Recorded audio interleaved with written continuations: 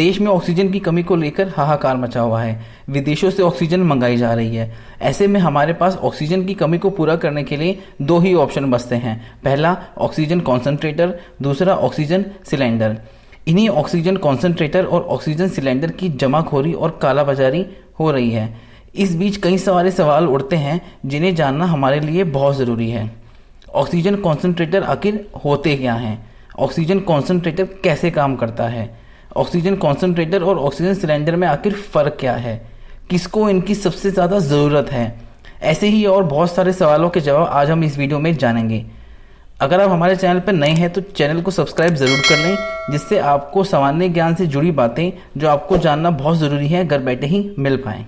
आपने अक्सर देखा होगा कि बड़े बड़े हॉस्पिटल्स में बेड्स के पास ऑक्सीजन की पाइपलाइन लगी होती है। जब भी ऑक्सीजन की ज़रूरत होती है तो उन पाइप्स में जिनमें निरंतर ऑक्सीजन फ्लो करती है उसका यूज़ कर लेते हैं, और अगर लिक्विड ऑक्सीजन नहीं है तो बैकअप के तौर पर ऑक्सीजन सिलेंडर्स का प्रयोग कर लेते हैं। छोटे हॉस्पिटल्स या नर्सिंग होम में ऑक्सीजन पाइपलाइंस तो नहीं होती हैं, वहाँ पर ऑक्सीजन सिलेंडर और ऑक्सीजन कॉन्सेंट्रेटर का प्रयोग होता है। तो सबसे पहले बात करते हैं ऑक्सीजन कॉन्सेंट्रेटर की। ऑक्सीजन कॉन्सेंट्रेटर एक पोर्टेबल मशीन होती है जिसकी मदद से मरीजों के लिए हवा से ऑक्सीजन जनरेट की जा सकती है। यह प्रेशर स्विंग एब्जॉर्प्शन टेक्नोलॉजी का इस्तेमाल करता है। ऑक्सीजन कॉन्सेंट्रेटर उन जगहों पर ज़्यादा इस्तेमाल होते हैं जहां पर लिक्विड ऑक्सीजन इस्तेमाल करना खतरनाक एवं असुविधाजनक है, जैसे घर पर या छोटे क्लिनिक्स में। कोरोना के मामले में यह होम आइसोलेशन वाले मरीजों के लिए बहुत अधिक मददगार है। अब देखते हैं यह कैसे काम करता है। ऑक्सीजन कॉन्सेंट्रेटर बहुत सारी प्रक्रियाओं से गुजरता है, मगर इसमें कंप्रेसर और सीव बेड फिल्टर इसके मेन पार्ट्स हैं। अगर सिंपल भाषा में कहें तो इसमें जो कंप्रेसर है वो घरों में प्रयोग होने वाले एसी कंप्रेसर की तरह ही काम करता है, और जो सीव बेड फिल्टर्स हैं वो घर में लगे वाटर प्यूरीफायर के फिल्टर्स की तरह ही फिल्टरेशन करता है। हम सभी जानते हैं कि नेचुरल हवा हमारे एटमॉस्फेयर में मौजूद है। उसमें 78% नाइट्रोजन, 21% ऑक्सीजन, 1% अदर गैसेस हैं। ऑक्सीजन कॉन्सेंट्रेटर इसी हवा को खींचता है, फिर कंप्रेसर के द्वारा हवा को कंप्रेस करता है और सीव बेड फिल्टर्स में भेजता है। सीव बेड फिल्टर सामान्य हवा से नाइट्रोजन और अदर गैसेस को अलग करता है और ऑक्सीजन की अधिकतम मात्रा वाली गैस को बाहर निकालता है। बाद में एक ट्यूब के जरिए इसका इस्तेमाल मरीज सांस लेने में करते हैं। ऑक्सीजन कॉन्सेंट्रेटर्स दो तरह के होते हैं।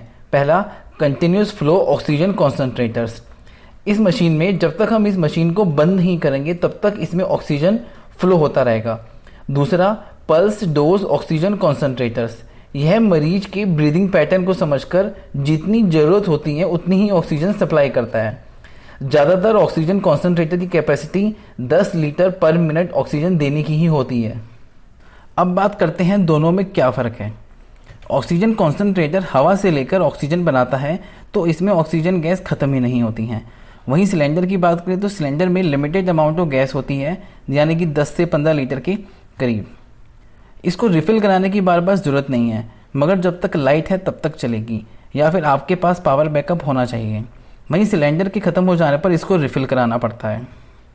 ऑक्सीजन कॉन्सेंट्रेटर आपको 90 से 95% तक प्योर ऑक्सीजन दे देता है, वहीं सिलेंडर आपको 99% तक प्योर ऑक्सीजन दे देता है। ऑक्सीजन कॉन्सेंट्रेटर पोर्टेबल और लाइट वेट हैं, इसको कहीं भी रख सकते हैं।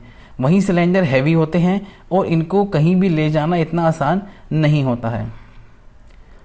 ऑक्सीजन कॉन्सेंट्रेटर में ऑक्सीजन गैस की लीकेज का कोई खतरा नहीं है, मगर अगर सिलेंडर की बात करें तो इसमें सेफ्टी को लेकर थोड़ी प्रॉब्लम है। ऑक्सीजन गैस लीक होने के चांसेस हैं और फिर आग लगने का भी खतरा है। ऑक्सीजन कॉन्सेंट्रेटर आपको 3 से 10 लीटर पर मिनट ऑक्सीजन ही दे पाता है। मैक्सिमम कैपेसिटी इसकी 10 लीटर पर मिनट की है। एलपीएम यानी 1 मिनट में कितना ऑक्सीजन दे सकता है। वहीं सिलेंडर की कैपेसिटी के हिसाब से इसमें हाई प्रेशर ऑक्सीजन गैस 3 से 20 लीटर पर मिनट तक दे सकते हैं। इसको हम हर टाइप के पेशेंट के लिए यूज़ कर सकते हैं। वहीं अगर ऑक्सीजन कॉन्सेंट्रेटर की बात करें तो यह सीरियस पेशेंट्स के लिए बिल्कुल भी नहीं है। ऑक्सीजन कॉन्सेंट्रेटर की प्राइस ज़्यादा है।